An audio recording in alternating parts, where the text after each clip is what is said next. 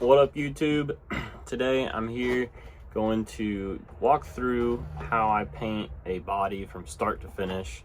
So this is straight out of the package, J Concepts S15. This is going to be for a race, the Adams Forever race in Houston. This is for a local racer who passed away from cancer. I used to paint for him, and I was asked to, along with some other painters, to paint a body for the raffle there, just to get more donations in for their charity that they're doing. So I'm going to do a replica of the bodies I used to paint for him. So this will be directly the exact same paint job I did for him before he passed away. So first things first, we're going to clean the body. Not all bodies need to be cleaned, which you should clean every body regardless, but a way that I kind of tell if a body needs to be cleaned is I get my finger really clean with some brake cleaner. This is some old Track Power stuff. Some of you might remember this. It's very calm. It's not like brake cleaner that will like shred paint off, like clear coat off your vehicle or anything. It's very calm. Barely has a smell, but I'll clean my finger off so there's no skin oils on it, and then I'll just touch the window, and if it like really sticks and feels like there's no oil, then I would say the body's clean. Sometimes though, your finger will slide on it real easy, and then you know there's some oils there. If it's just the tiniest little bit, this body just has a teeny tiny bit, I'll just get some of this stuff. Again, don't use that crazy strong brake cleaner. And I'll just wipe out the inside of the body a little bit, like nothing crazy. Proline bodies, True Form bodies, what's another one? Raw Speed. Those need to be cleaned, like with dish soap, hot water, and then probably cleaned again. Well, the Proline bodies. The other ones you should be fine with getting away with just one. I have been getting some J Concepts bodies lately that have been kind of getting pretty oily lately, which I was kind of sad to see, as they were my favorite bodies as far as this goes for a long time. X-ray bodies are pretty good. Lead finger bodies are pretty good. I've never had a dirty one there. But now this thing feels completely clean and it's ready for liquid mask. I used this Tostitos container, but I put Bitty Designs liquid mask in it. I use a 1-inch brush. Some people spray their mask. I don't, just because I don't want to have to clean out a gun 3 times a day. As I do this full time, I mask bodies 3 times a day because I do 3 coats, as well as some areas in bodies that have really deep thin channels. To get a spray gun with this thick mask in those little channels, I would think is nearly impossible. I've never tried it, but I've just looked at them, and knowing how hard it is to get real thin paint in there, I can't even imagine how it is to get thick mask in there. So I just stick to the brush. I'll show y'all right after I'm done with this first coat what it should look like, because each coat looks a little different. For a beginner, I would say do 4 coats. It just doesn't hurt to go a little extra thick, as well as that way if you have any thin areas, it'll just thicken up those thin areas, and then you have less of an issue later on when you're either cutting the mask or pulling the mask with paint already on the mask. But I'll do the first coat and I'll show you what that looks like. Okay, we're here after layer 1. See some lines here and there that like aren't getting masked. That's just from my brush getting old and kind of crusty. I need to get a new brush soon, but it's all right. Layer 2 and layer 3, and if you go layer 4, we'll cover all those up. Now what I do is I set it down in front of a box fan. I put it on level 1 with some air moving over that. These will dry in about an hour for coat 1. After coat 2, they'll take about maybe an hour and a half or 2 hours to dry, and then layer 3 will only take another 2 hours or so to dry, and then you're ready for paint. But I'll come back after coat 2. Coat 1 is dry. to move on to round 2, just a quick tip. You need to be careful up in these tight crease areas, as the first layer of mask is so thin, you can poke through it, especially once the second coat's on there. The first coat starts to like liquefy a little bit, and then you can easily like wipe the first layer away. So what I recommend is go into these tight areas first when it's still, the first layer is still dry. Wipe away from those tight areas. That way you're not bunching it up in those tight corners, and then just move on. So start there, go this way, go up, and then do the rest of the body. Just don't touch that after that initial touch. That way you have the least amount of chance of going through it and removing that first layer. Now, if it does happen, it's not the end of the world. Just don't mess with it. You're not gonna fix it. Just don't mess with it. Let it cure. And then third coat, you can go a little bit heavier.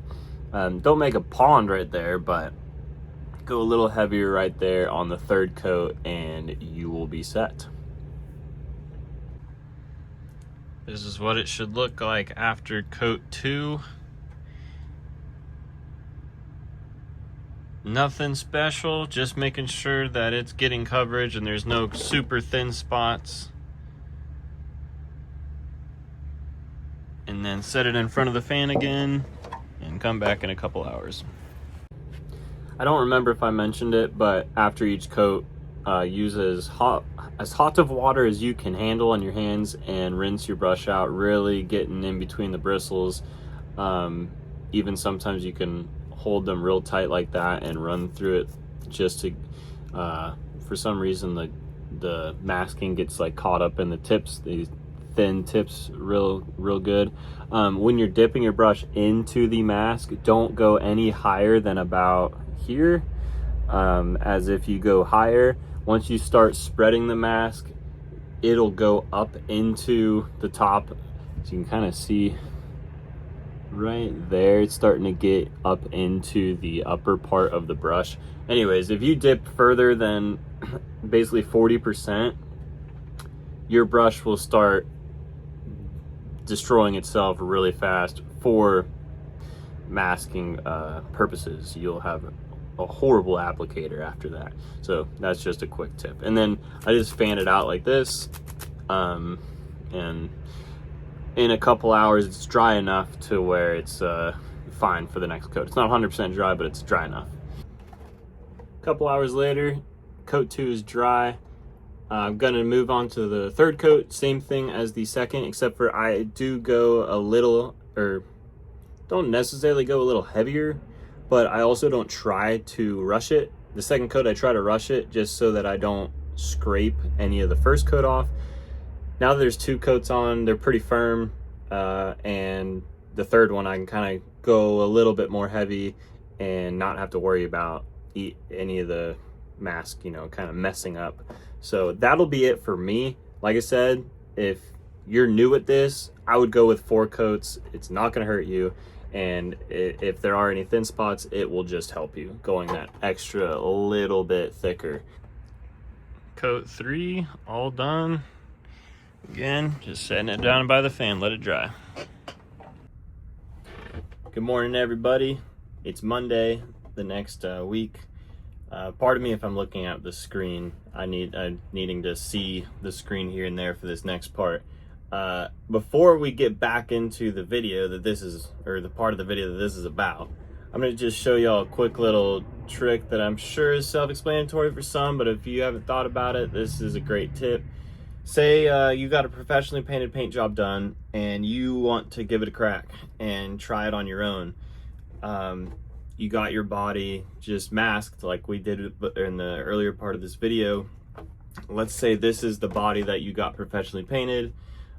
In this scenario here, this was a customer that sent me 2 bodies. He wanted to try a paint job, and if he liked it, he wanted to put it on the second. If he didn't, he wanted to switch it up to put it on the second. Well, he liked it. He wants this exact paint job on the second body. So what I'm gonna do to make it perfect, as if I painted them on the same day, is literally just put the the clear body on top, snug it down. Some bodies don't go together great, but these S15s go together really well. And then now I can trace the body perfectly. Now, something to keep in mind is, depending on how you cut your lines, you need to trace on the specific part of the body or on the paint job. So I always make my first cut in the liquid mask on the back side, and then I'll make the second part of the pinstripe, let's say here, those two. I'll make the first cut towards the back side of the body, and I'll make the second cut towards the inside.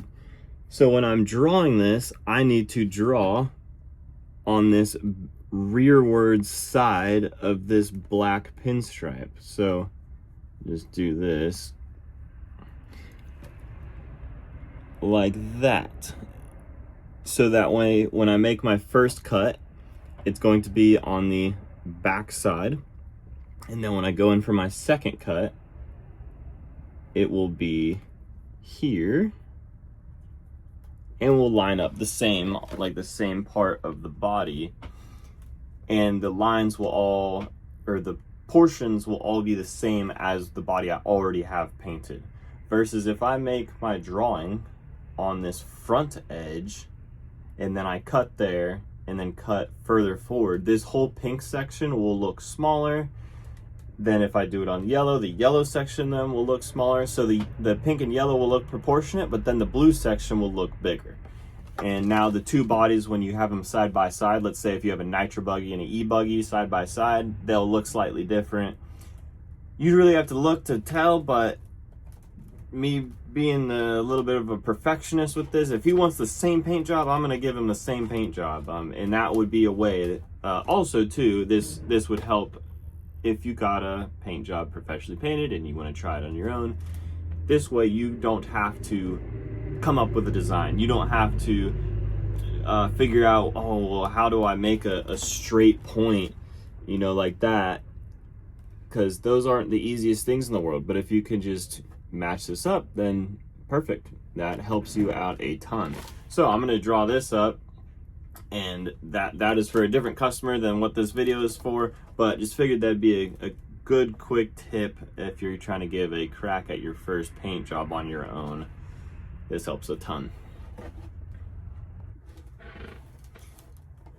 Okay, I got this all drawn up. I just wanted to tell you two quick little tips. One is, when you are drawing this up, since the bodies don't match up perfect, you need to lift up your drawing on the sides. Not on the roof as you're looking directly through the paint job, but here, since you can actually maybe see here, you can't. Well, the cut line on the body behind is about there, and then yeah, there's a, I don't know, 1/4 inch gap or something like that. So to get the paint job looking the same, just lift up your paint job a little bit on your drawing. The second tip is for spikes. Since the paint job that we're going to be doing here in the later part of this video, oh, I just realized I forgot to do my thick pinstripe mark there, so I'll have to go back and do that. But the paint job later in this video is a flame job, not a spiky job. So when you do have spikes, instead of just drawing your one side of the outline like I was saying earlier, the back side of the spike, on these spiked parts that are coming forward, I draw them out so I can make sure I get a long, thin, clean spike that actually, like, they meet naturally instead of coming in or being wavy. I used to not do this, or like for instance here, I used to not do that, and my first cut line would be perfect, and then when I'd make my second outline or cut line, the tip would get wonky and run around a little bit. So that just helps get a clean spike that will end up looking like that. Really clean and smooth looking all the way through. Okay, now we are going to resume the video of what this, or the paint job for what this video is about for the Adams race. I'm going to pop up a picture of the paint job here. So I'm going to have to put the Cancer bow on the the right side of the body to replicate the replica. So I'm going to do the full design on the left side of the body. That's what I always do, as I find it comfortable to hold it with my left hand and just draw on this side. And then I'll draw the bow, and then I will match the paint job behind the bow on the right side of the body.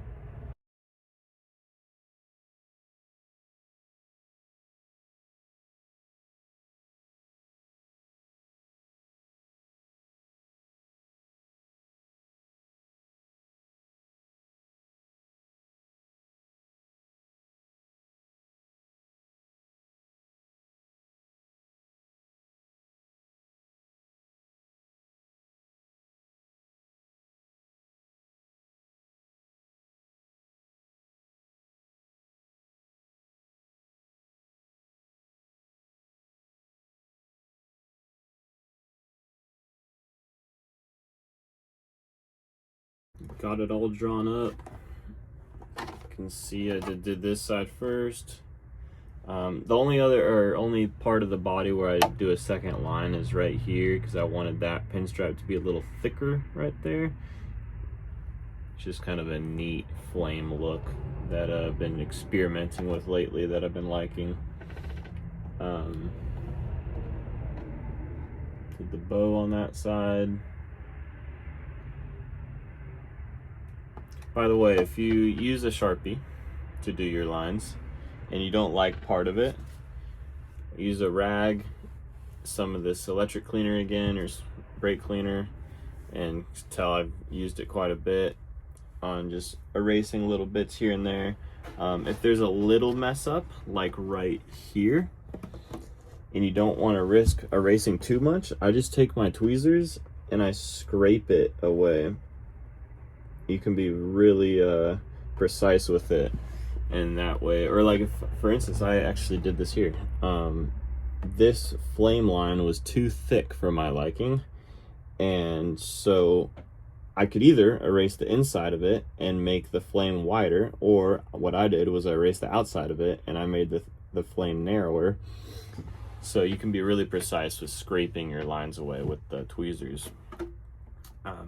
But that's the drawing process. If you have any questions, if I didn't cover this well enough, which I may have not, let me know. Send me a message. I may not see the comments of this video. Send me a message on one of my social medias. Those will be in the description, my Facebook and Instagram. Now we can go to the cutting process. So for the cutting process, there's a few different options for X-Acto blades you can use. Here are the two kind of traditional X-Acto handles. This is the one you normally see in everyone's garage. It's really thin. It's about the size of a pencil as far as the thickness of it. And it takes a number 11. Let's see here. Yes, a number 11 blade. This little guy. I used that handle for quite some time, and I got curious one time and was like, I'm gonna try out the thicker handle. This boy. See, it's a little bit longer, it's quite a bit thicker, and it takes a number 2 blade, which I have here. Number 2 blade. It's a little bit bigger of a blade as well, but the reason I wanted to try it was just for the comfort of it in my fingers, as this one's so small, as well as it can kind of slip through your hand right there. This one's a lot longer, so it doesn't slip through my hand as much. So I gave this a try and fell in love with it. I absolutely love the bigger handle. I had this guy, I think he's in Iowa, at S1 Innovations. He came up to me at the Nationals this last year. Actually, my bad. I think he's MLP Racing. I don't know. Actually, I'm not too sure. Don't quote me on this. But he handed me off these two handles that take the number 11 blade. I tried them. I wasn't the biggest fan, because with this one, again, it gets real skinny at the bottom. Now, it does get wide at the end, and it's a little bit longer. so it helps it not slip out of your hand as easily. But since it was so small at the tip, that's why I didn't really like this one. But he was saying he got good feedback on that one. Some people really like it. And then this one I've seen painters use. They say they really like it to get into some tight spaces, but when I tried it, I realized how much I use this part of my hand. That's what I use to really put pressure on the body. So I wasn't a big fan of this, but I have heard and seen painters post this and say they like this. I also have noticed, as next topic is, once you're cutting out on these bodies, I would recommend cutting out the backside of your body. Take it out. So now that you have a piece of Lexan with mask on it, and now you can do some test little stripes or cuts with your blade. If your blade is not brand new, so the blade's a little dull, it can slip and slide side to side, and you will get these ridiculously inconsistent, jagged lines. Now, if your blade is brand new, but the package was like they didn't package the blades well enough and the tip is just slightly bent, it's still sharp, but it's slightly bent, you'll think you'll be making a straight line like this, but the blade will just be wandering one side or the other. And then you'll have to like twist the blade to make it go straight. It's a pain in the butt. So X-Acto, the company X-Acto, when they sell their blades, they only sell them, that I've found, in like 3 or 10 packs or something like that. So they're not convenient for me, as I'll go through a lot of blades. But if you're just gonna do 1 or 2 bodies in your paint time, I would recommend getting X-Acto branded blades, as they are sharp, they're packaged well, the tips are not going to be bent. But when I go and get a package like this of 100 blades, I've gotten 3 or 4 of these packages, and only one of them had blades in it that cut straight. I had to throw away the other 2 or 3 packages, whatever it was. I forgot to mention, if you're working with a paint job where on the roof you have spikes all over the place and you're wanting to make it perfectly symmetrical, where these swooped designs is not as important, but on the more precise symmetrical spiked designs, draw a line down the middle, or measure a line down the middle, and then I use one of these loose tape measures, and I start off at the 10 mil because the metal tip kind of throws me off. I start off at the 10 mil, measure out from the center, see how far out a spike that I made was, and then say it's 12 millimeters or whatever, then I'll just slide it over to the 12 millimeter and then make a dot on my 10 millimeter mark, and I made a perfectly symmetrical paint job, or at least on the drawing. Of course, it can change with the cutting, but you tried your best, to give you the best chance with your drawing. Hopefully that'll help y'all out with spiked design. Okay, let's talk cutting out the design. I always start with the windows as the first thing I start with, and then next I would move on to the roof, and then I will work on the rest of the body. The reason for that is, if I work on the outside of the body first and basically create possibilities for loose ends and snags when I'm working on the cab and I'm resting my pinky, I can lift up a tip of a spike if I'm not super careful. So to eliminate that possibility, I do the windows first, I'll do the cab second, that way I can't lift up a tip of a spike, and then I will work center out and then center out. Just how I do it, found out that works best for me, gives me the best ability to eliminate issues and possibilities for basically ruining your paint job in this stage. So when we are doing the windows, I always start on this left side. Hopefully this will focus, but may not be able to get it perfect. But I'll start off on this left side, draw down, go over to the right.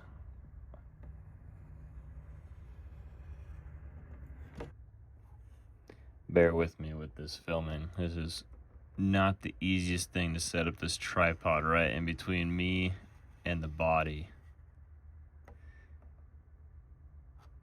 But hopefully we can get a good enough video for y'all.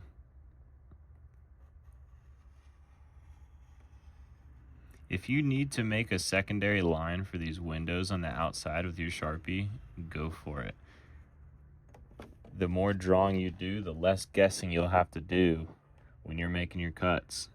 And I've done this plenty of times to where I kind of know my feeling for how thick I need to make these lines, about a 1/8 inch.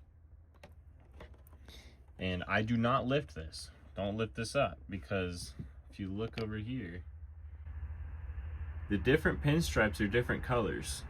You got silver, you got blue, I got a green section in there. So do not lift these pinstripes yet. Unless you are going to plan to make all your pinstripes the same colors and you don't want to add any fading in your pinstripes, go for it, lift them all up as you wish.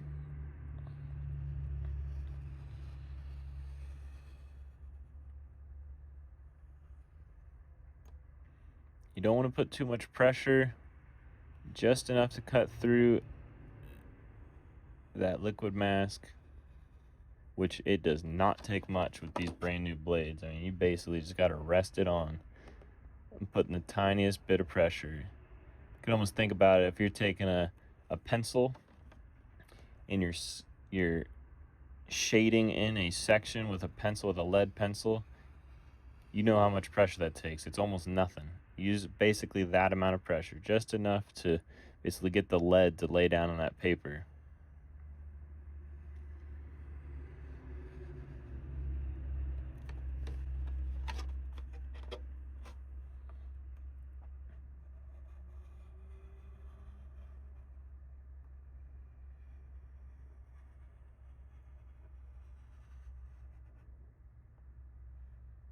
And that blade will go wherever you have it angled. So like right here, you can see my blade, I'm just twisting it. And it's pulling, I pull it and twist, and it will go where the twist tells it to go. Same here. I'm going down, twist, and it makes that sharp curve right there. That's what I'm saying. If you have a blade with a bent tip, it will go wherever the very end of that blade is. So the whole blade might look straight, but if that tip is bent, it's going to go wherever that bend's going. Same thing with these flames.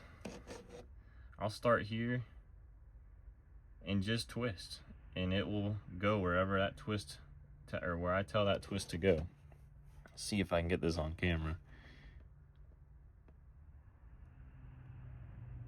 It might just focus on my hand.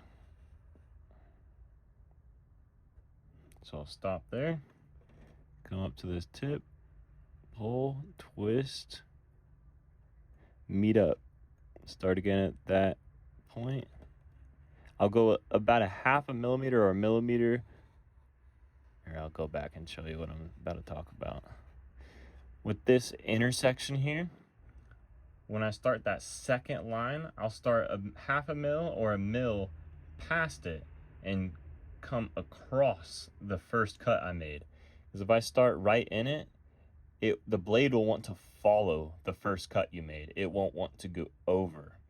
So if I start on the other side of it and go over it, it seems to just track a little bit better to go over and create a new line.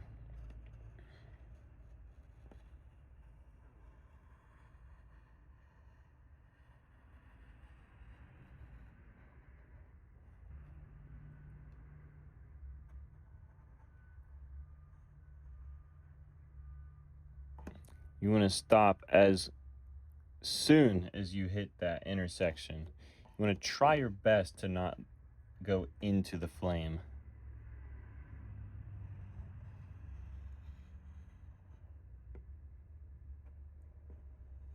Sorry, I had to lift my hand up to get that angle good.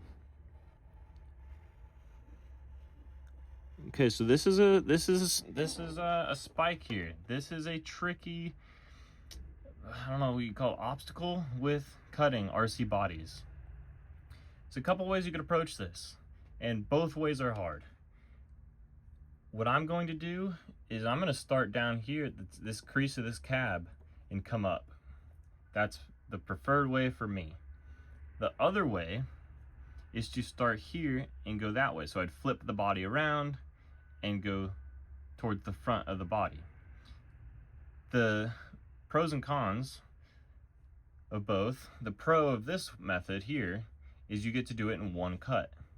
The con is it is hard to meet up this spike at the same point as this spike over here. If I flipped it around and I started here, I could make this spike tip easier at the same point on both sides. But you'd have to stop here and then meet it up from the crease of the cab back up, and that is not easy to do. And to me, that is harder, so I'm going to do it this way.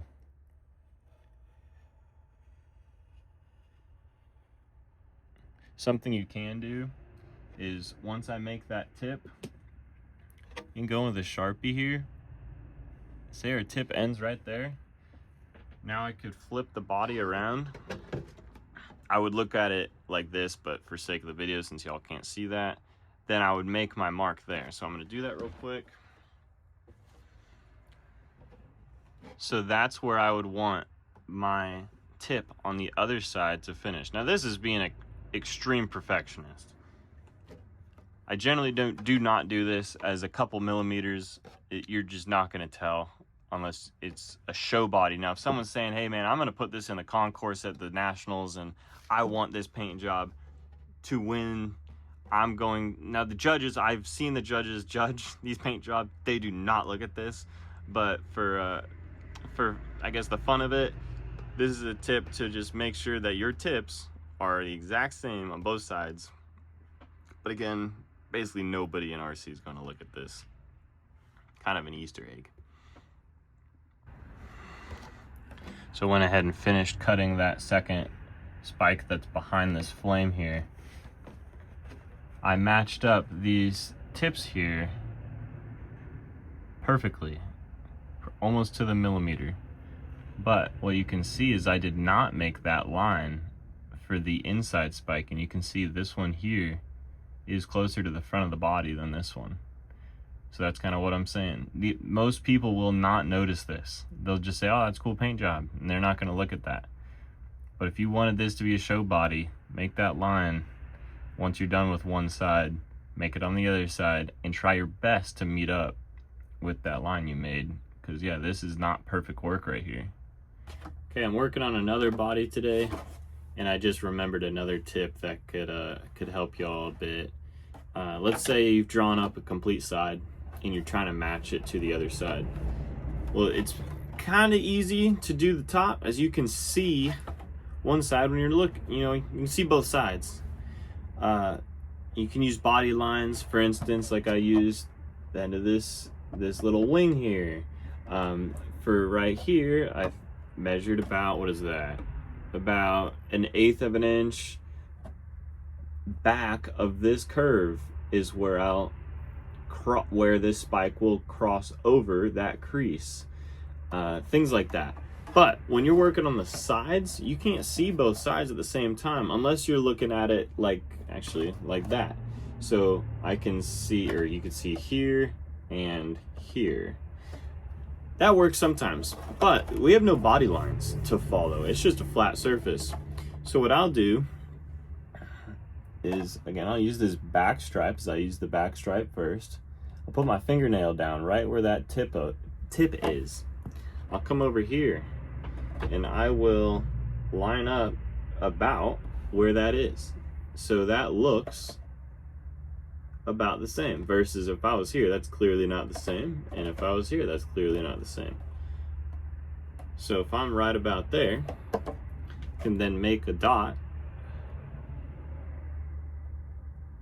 Okay, now I have how far forward that spike needs to be. Now how far down do I need to go? So I'll look at it, and if it's only a couple millimeters, that's pretty simple. If it's more than that, I'll sometimes use a finger, you know, because different fingers are different widths.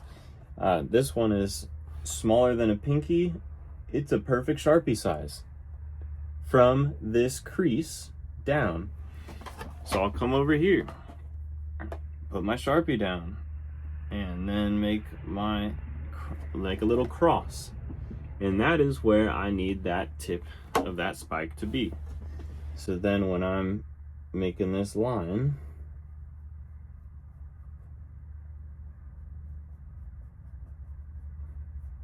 now that's exactly the same as the other side. And then I'll do that exact same process for all the other spikes. I'll do it for that tip, for this one, for that, for that, for this, for that. Do it for all of them. I'll just make a bunch of dots. Typically what I'll do is I'll just make a ton of dots, and then I'll just start connecting them. Instead of doing it one at a time like I'm doing here. So I would have made that dot, the next one where it leads off at the bottom, and then I'll connect them all. And then I'll do the next one, dot, dot, dot, connect them all.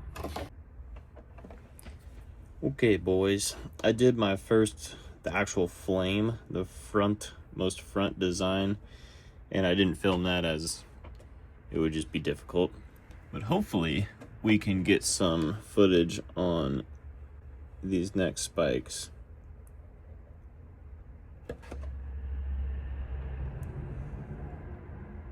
Sometimes the intersections here are hard to see. If it is hard to see, some painters use a tattoo board, which is like a light board. I actually have one, and it does help, but it gives me a headache personally, so I don't use it unless I absolutely have to, which sometimes I do have to. I'm trying to figure out which part of the design I'm supposed to cut next with this ribbon here.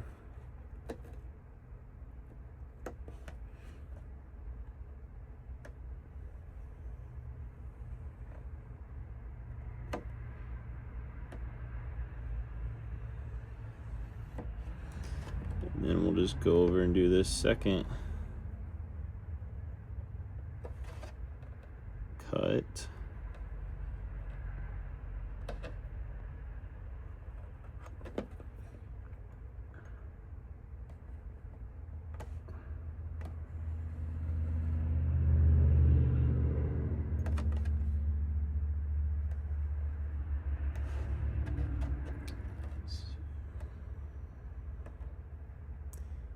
If you are ever to put something like this ribbon or a star or whatever it is on top of a design, after you are done with this process or the cutting, look back again on both sides of the body and try to double check and make sure you're not missing like a little part of this this spike section.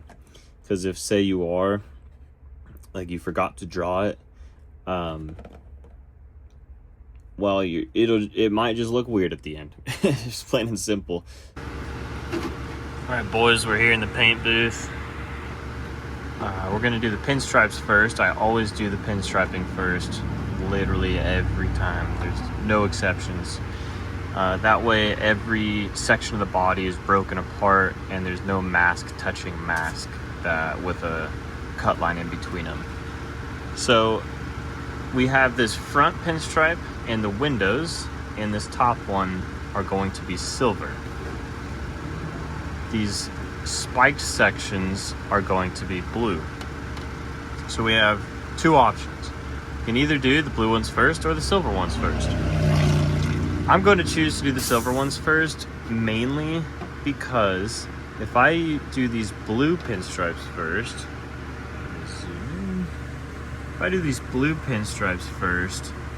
and then paint or put paint over right here, this tip of this flame, I'm trying to explain this. The two bits of mask, this part of the flame and this part of the flame, are gonna want to almost stick together a little bit. So it's going to make the risk of this tip of this flame lifting much higher. Versus this flame tip is kind of out of the way because the paint will be here.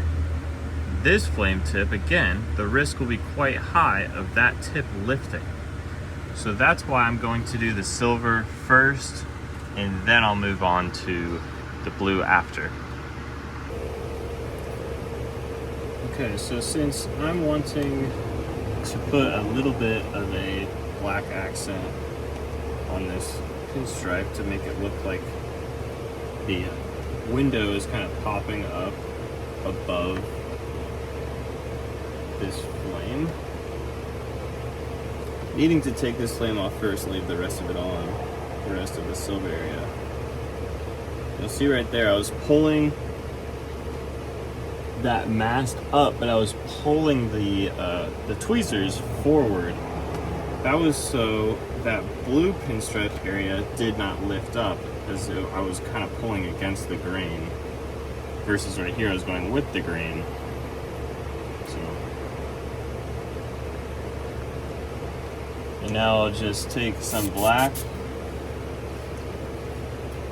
and just give it a little bit of a fade right there. Simple as that. Now I can take the rest of the silver area off and spray the silver. Last second I decided I'm also going to add some black shading in the silver area, or the silver pinstripes, along this ribbon, just to make the ribbon look like it's popping a little bit more.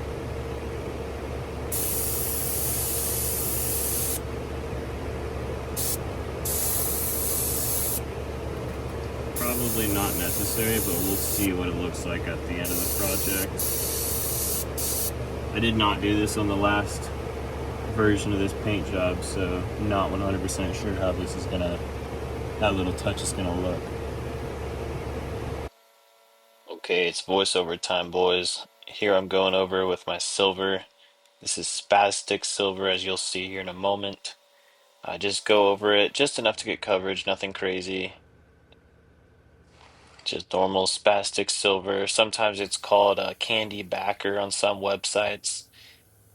Same thing though, if you see the two different names, it's the same thing. To clean it out, I just put some lacquer thinner. It works a little bit better than paint thinner. I don't know why, but it does. Just spray that in your brush and continue on. Use a Createx opaque white. It's a cheap opaque white. It's water-based, so I use a different airbrush with a 0.5 tip. I use a 0.3 tip for my spastics paints. And I just do another light coverage, or not necessarily light, actually kind of a medium coat over it, just to make sure other colors don't come through the silver and it stays completely silver in the end result.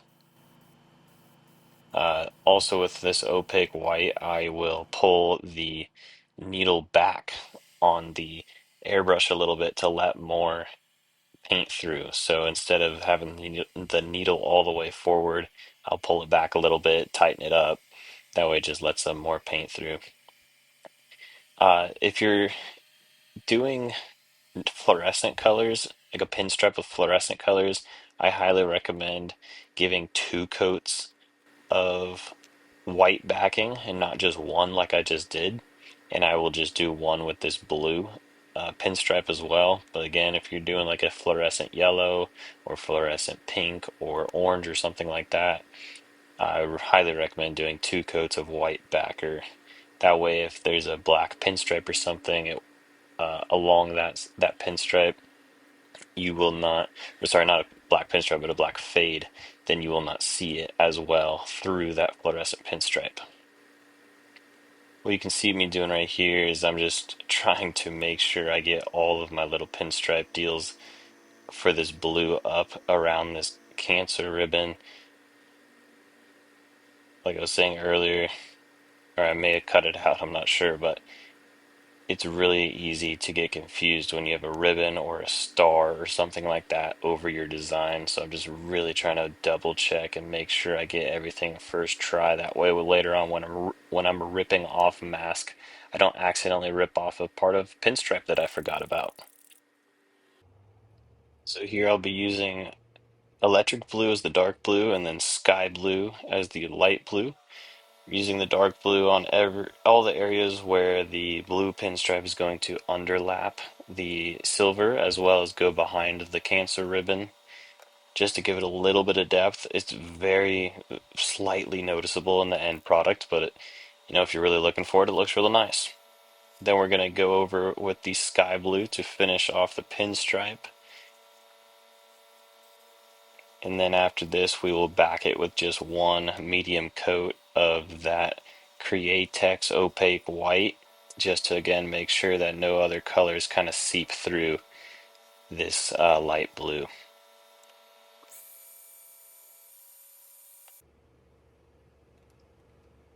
For the cancer ribbon, I'm going to be using Spazsticks fluorescent green, as well as fluorescent green with a couple drops of black in it. That's all that is. It's just simply a little bit of black added to the fluorescent green. Going to be using that as a shadow effect. Next little tip I got for y'all is to use some rubbing alcohol. I use it in a completely different airbrush, that way I don't have any paint in it. And I'll just give it a light dusting on the inside and the outside of the body, and it takes a lot of the static away from the body. Not all of it, but a lot of it. Here I was just showing you I have a little bit more blue still in the brush, so I just put a little bit more paint thinner in, spray it out to get the majority of it out before I add the green. Again, with a little bit of black in it.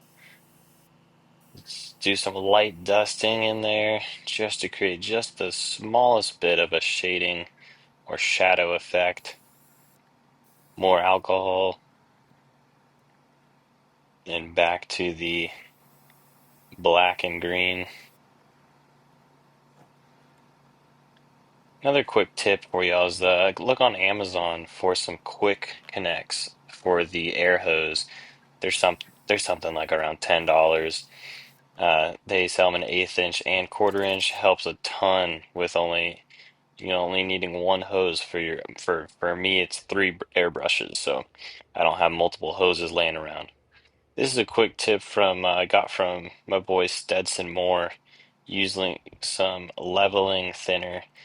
Basically, almost acts like a slow drying thinner. So in automotive paints or in automotive clear coat, it would help level your clear coat or paint.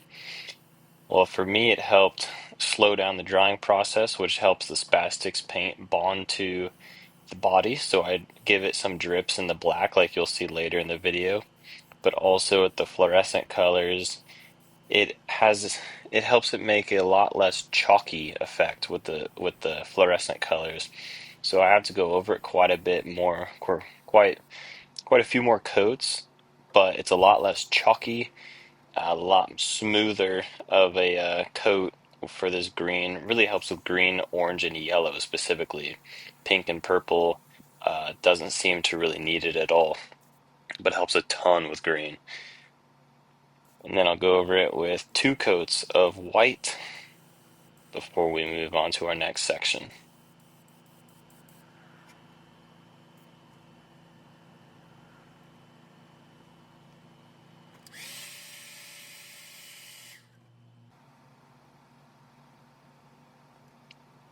Next up here, we're going to be working on the gunmetal section. So here you're going to be noticing me double checking, triple checking, quadruple checking that I'm going to be removing the correct areas around this ribbon, as I'm quite paranoid of accidentally taking off the wrong part of mask, as I've done it plenty of times in the past and I will probably do it plenty of times in the future. Luckily, I did not do it on this one. I did it right the first try, but I was double, triple, quadruple checking. There you can see I'm blowing out just chalky bits of that green. Now the leveling thinner helps a lot, but it's still a little bit chalky. There I am quadruple checking once again. And then on this other side, I just start shredding off bits of mask that's very obvious for the gunmetal section.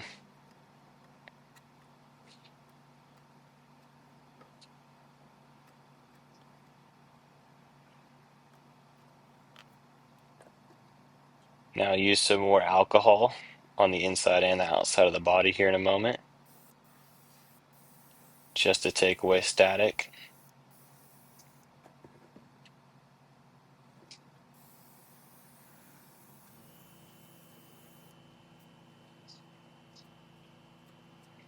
Removing a little bit more of that chalkiness from the green. What I mean by that is it kind of leaves some flakes once you start ripping the mask off. Now this is just some gloss black backer. They have it a couple different names on different websites, but as long as you see it as black, it's the same stuff. Even if it says it differently on the bottle, it's the same stuff. I added a little bit of that leveling thinner, probably about 10 to 20% in the black, and then mix it up there. That way it just has a little bit better of a bond to the plastic, gives it a little slower of a drying time. Now for me, I spray at about 30 psi. Recommend for anybody kind of starting out in painting for these fades to spray at 15 psi with a point 0.3 tip. Just helps you not accidentally overdo it and kind of, you can kind of get away from yourself on accident with the 30 psi, but I've been doing it at 30 psi since the beginning. I didn't know better, and I always sprayed at 30 psi, and I kind of just had to learn to it because I didn't ask anybody for tips. And yeah, I just started there, and now that's just normal to me.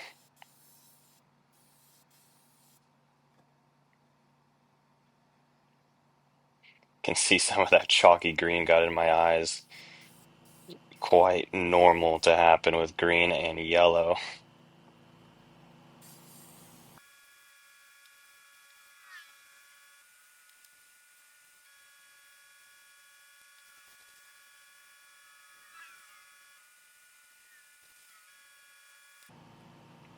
Okay, here you'll see I'm using this dotted stencil. I actually got this from O'Reilly's. It was sold as a window shade kind of deal, one of those where you pull it out, or you kind of stick it on your window and then you pull it out and it shades the window. I just took it apart, cut a section out, and now I got this little dot effect. And then you'll see here the alcohol helps a lot with the static, but it's not perfect. So I take a clean rag and kind of just barely brush it on there, just a tiny bit of pressure, just to get a little bit of that dusting off that the black left. You can see those little dots I did.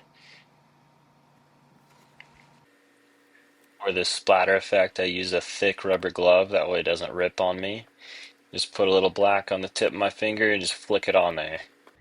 Gives a nice little splatter effect. Of course, you can go heavier on it. You can also go lighter on it by using a little paintbrush or a toothbrush, but I think just a nice flick does it real nice. This is how I make my gunmetal. I literally just mix the silver and black together into the proportion that I like. Sometimes I'll go a little lighter, have it closer to a silver. Of course, you can add more black and have it closer to a black. Just kind of play around with it and do it on a test piece, or that little back piece I told you to cut off the body earlier. You can test it on there, so see if you like the shade that you have. No need to back it with white, as it's pretty much completely opaque. At least a lighter color like these blues won't show through it. We're going in with the electric blue right now, which if you remember is the darker blue, just to give it a little bit of a depth effect. Next we'll go through with the sky blue. So rinsing out my brush right there again, getting those little bits of dust that the alcohol didn't cure, or didn't completely get the static off. Went with more alcohol, and then of course I splattered some blue in there as well, and then now we're doing the sky blue. Again, no need to back it with white yet, because our last section is white after doing this little blue fade.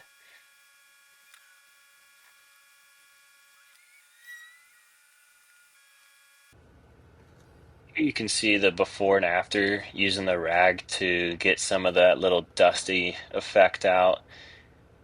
I'll show it again here in a moment, but this is exactly why I'll go in with that rag.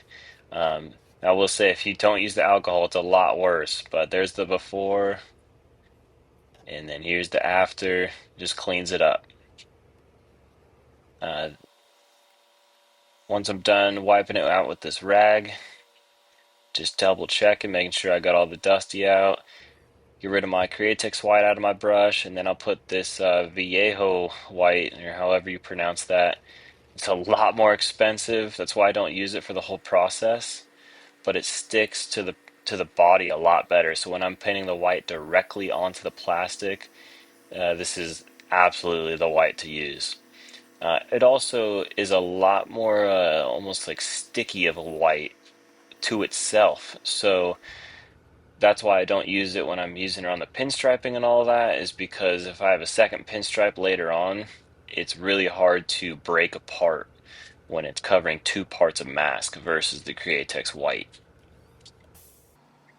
Lastly, I'm just going to show you how I clean out my airbrushes after every time I use them. This is the water-based brush.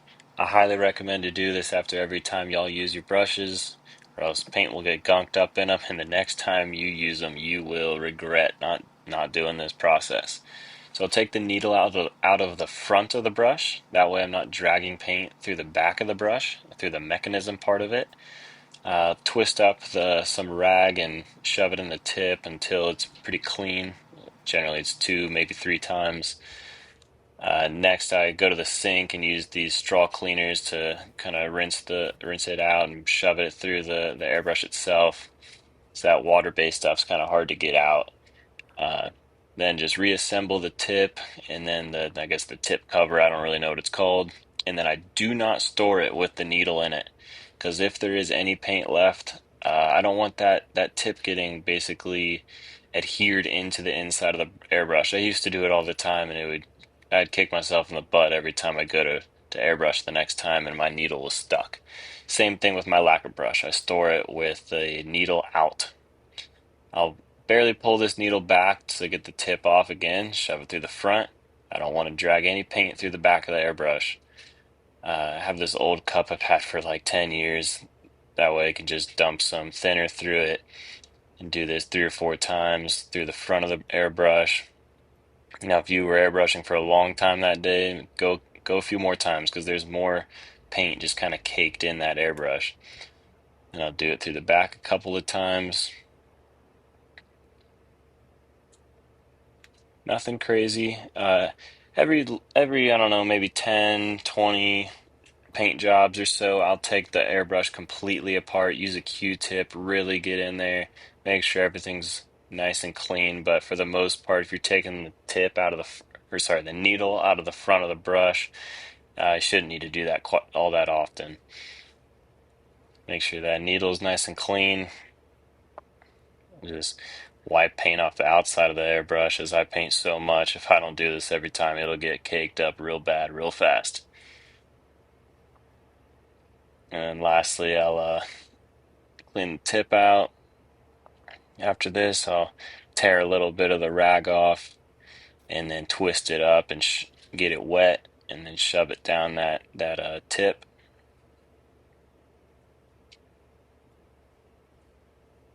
Sometimes this doesn't work perfect, as these 0.3 tips are so small. Uh, if it's not perfect, next time you use your airbrush, your needle just won't sit right or seal right, and you'll have some extra paint coming through the tip. Not a big deal. Just put some lacquer thinner in your brush, have it sit for maybe 30 seconds to a minute, and then just loosen your needle, push it forward, and you should be all right. Also, every once in a while, use some airbrush lube. Iwata sells them with their airbrushes.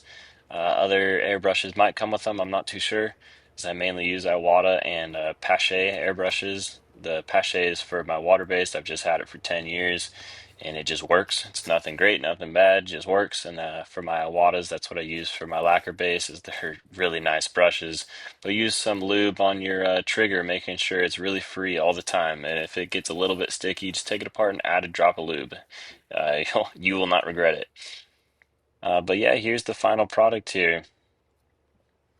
Just added my sticker, my last little detail before sending it off to auction, or I should say raffle, I guess.